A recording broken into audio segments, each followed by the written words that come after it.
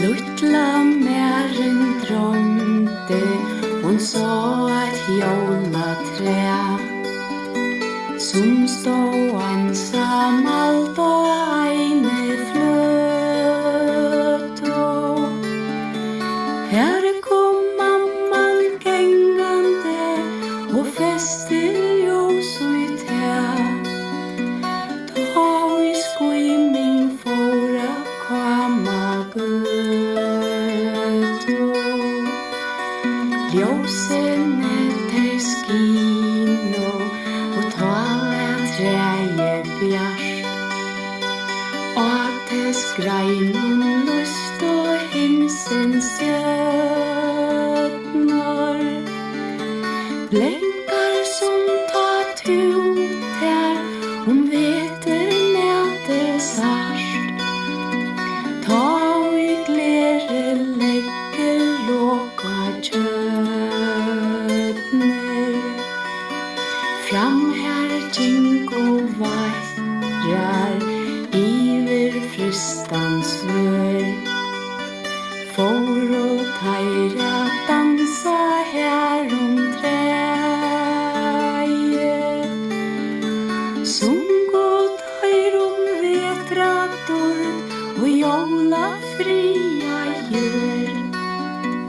Marin droymdi hútikinn og legin.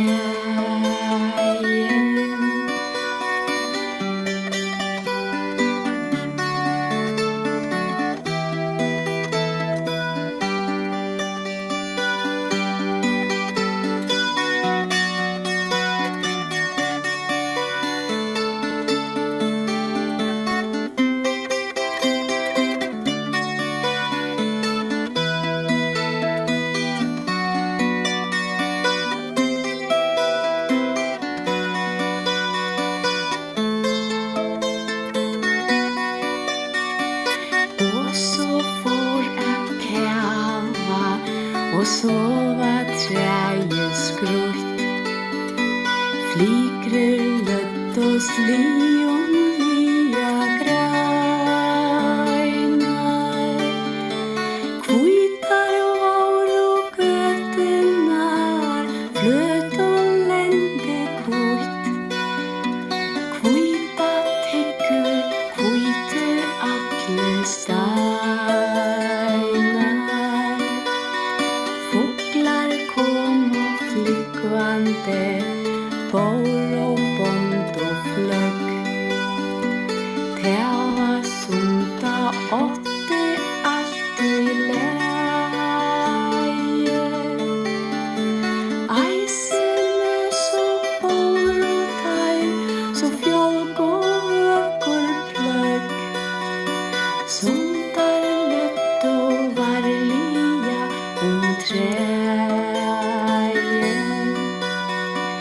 Marin droymdi, men vaknaði av því. Mánin lýsti gylt og kinn og enni. Tá fór hon að smílast, því brosa